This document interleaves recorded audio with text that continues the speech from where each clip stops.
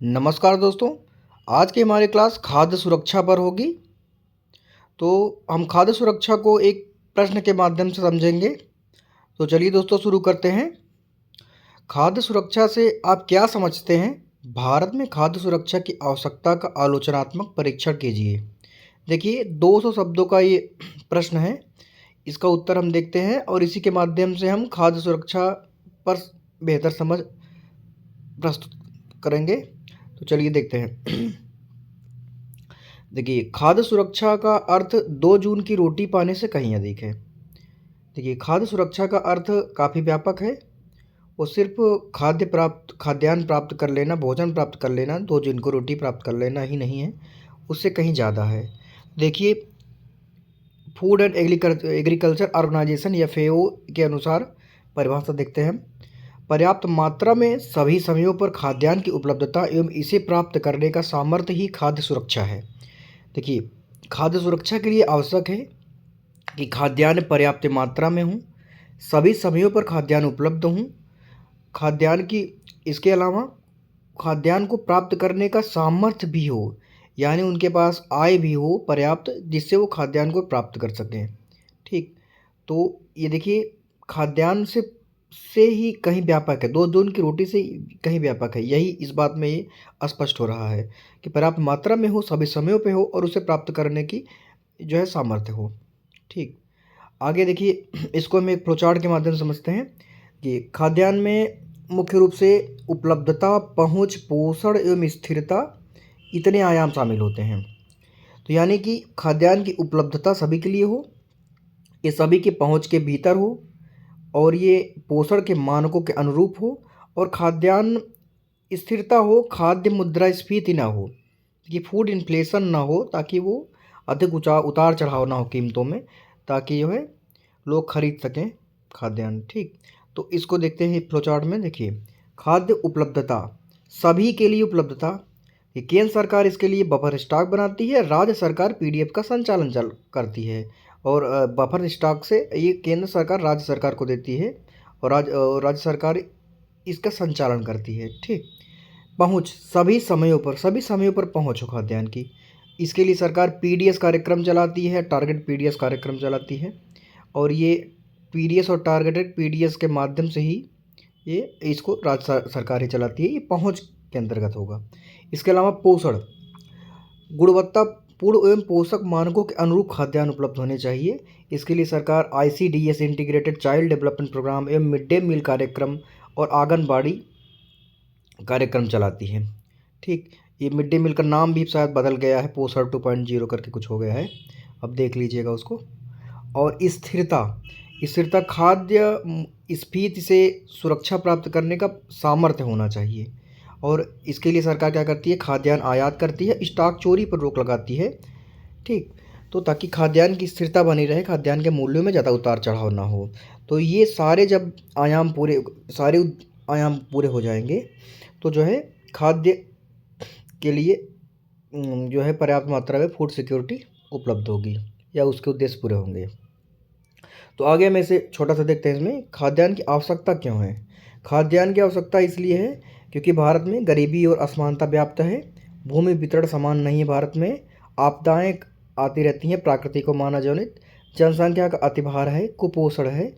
तो ये जो सारी समस्याएं हैं, इन्हीं के कारण जो है खाद्य सुरक्षा की आवश्यकता है। ठीक, तो 2 चीज़ें हमने समझी, खाद्य सुरक्षा क्या है और खाद्य सुरक्षा की आवश्यकता क्या है। तो आज जैसे कि देखिए प्रश्न में कह रहा था कि खाद्य सुरक्षा से आप क्या समझते हैं, तो ये खाद्य सुरक्षा इसका ये लगभग आधा पार्ट प्रश्न का यही हो गया। तो हमने जो इंट्रोडक्शन ये दिया पहले में, फिर उसके बाद हमने उसको अच्छे से डिफ़ाइन किया खाद्य सुरक्षा को। ठीक, और आवश्यकता भी हम बता देंगे, तो ये डिफ़ाइन ही है, एक प्रकार के डिफ़ाइन करना ही हो गया। तो आगे हम देखते हैं आलोचनात्मक परीक्षण, इसको किसमें क्या क्या समस्याएं हैं कि खाद्य सुरक्षा की आवश्यकता भारत में पड़ी। ठीक, तो FAO के अनुसार भारत में 43% बच्चे कुपोषित है और 139 मिलियन जनसंख्या अल्प पोषित है। ये FAO डाटा देता है भारत के लिए।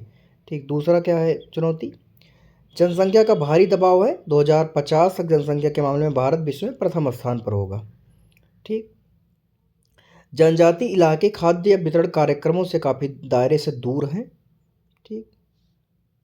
आय असमानता है, समावेशी विकास नहीं है, ये सब चीज़ें दिख ही रहा है इसमें। पीडीएस प्रणाली में वितरण खाद्यान्न पोषण मानकों के अनुरूप नहीं है। तो देखिए खाद्यान्न में ज़्यादातर गेहूँ चावल इस तरह की चीज़ें ही हो रही, इसमें दालें और प्रोटीन। तो अभी हमने देखा कि भारत में प्रोटीन अल्पता के लिए भी न्यूज़पेपर में आर्टिकल वगैरह आते रहते हैं, तो देख रहे हैं कि इस प्रकार से प्रोटीन मानकों के अनुरूप नहीं है। पीडीएस खाद्यान्न कीटनाशकों के अधिक प्रयोग से ग्रस्त है। तो पीडीएस में खाद्यान्न को सुरक्षित रखने के लिए कीटनाशक डाले जाते हैं, और जिसका प्रयोग लोग करेंगे तो नुकसान होगा स्वास्थ्य रूप से उनको। खाद्यान्न वितरण में पारदर्शिता नहीं है। ठीक। प्रशासनिक जवाबदेही नहीं, पारदर्शिता नहीं है, प्रशासनिक दक्षता नहीं है, इस तरह की समस्याएं हैं जो पीडीएस का संचालन सही से नहीं हो रहा है। तो मोटा मोटी हमने देख लिया इसमें कि जनसंख्या का भारी दबाव है, और ज़्यादातर जनसंख्या अल्पपोषित है, कुपोषण से पीड़ित है, प्रोटीन की कमी है, और जो है जनजातीय इलाके इसमें शामिल नहीं है कि समावेशी विकास के अनुरूप नहीं है ये, और ये पोषण मानकों के अनुरूप भी नहीं है, कीटनाशकों का अधिक प्रयोग है, पारदर्शिता नहीं है, और इस तरह के भ्रष्टाचार हैं। ये सब चीज़ें पीडीएस में समस्याएं हैं। ठीक। खाद्य सुरक्षा में तो इसके बाद हम एक निष्कर्ष देखते हैं। अतः उपयुक्त चुनौतियों को देखते हुए कृषि उत्पादन कार्यक्रमों को लॉन्च करने होगा। साथ ही साथ प्रशासनिक स्तर पर जवाबदेहिता तय करनी होगी।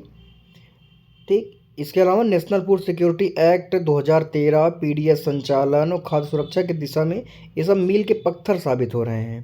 ठीक है, हमने पहले परेशानी प्रॉब्लम्स बता दी, ये हमने सुझाव दे दिया वे फॉरवर्ड, और हमने बता दी कि हाँ ये अच्छा काम भी हो रहा है इसमें। तो ये एक सकारात्मक निष्कर्ष लिखना अच्छा रहता है। इसके बाद हमने कह दिया ऐसे ही अन्य कार्यक्रम को ला करके खाद्य असुरक्षा से निपटा जा सकता है।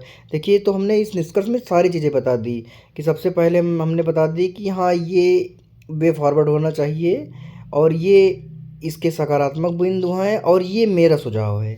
तो इस प्रकार से एक सारगर्भित निष्कर्ष होना चाहिए। तो बहुत आसानी से हमने खाद्य सुरक्षा को समझ लिया। तो खाद्य सुरक्षा आप समझ ही गए होंगे कि खाद्य सुरक्षा जो होती है, क्योंकि देश में पर्याप्त गरीबी, बेरोजगारी, भूखमरी, तो ये देखिए ये जो आवश्यकता है यही इसको डिफाइन करने के लिए सबसे बेहतर है।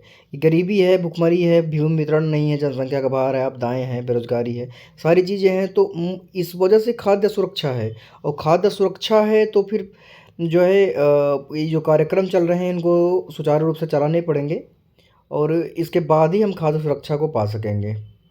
ठीक है, तो इस प्रकार से हमने ये खाद्य सुरक्षा को आसानी से समझ लिया। तो इसके पहले हमने कृषि कीमत नीति को समझा था, और इस वीडियो में हमने खाद्य सुरक्षा के बारे में समझ लिया। अब इसी खाद्य सुरक्षा में एक अगला प्रश्न और पूछता है, नेशनल फूड सिक्योरिटी एक्ट 2013, जिसका जिक्र मैंने कई बार इस प्रश्न में किया। तो अगला टॉपिक हमारा वही होगा कि नेशनल फूड सिक्योरिटी एक्ट 2013 जो है उसके बारे में हम समझेंगे, और फिर उसके बाद भूमि सुधार वगैरह के मुद्दे होंगे। और फूड प्रोसेसिंग इंडस्ट्री एक बहुत ही महत्वपूर्ण टॉपिक है।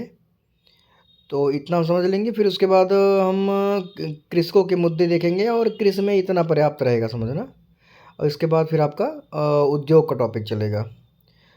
तो चलिए दोस्तों, पढ़ते रहिए और लगे रहिए। जल्दी ही आपका यूपीपीसीएस का रिजल्ट भी आने वाला है, प्रीलिम्स का।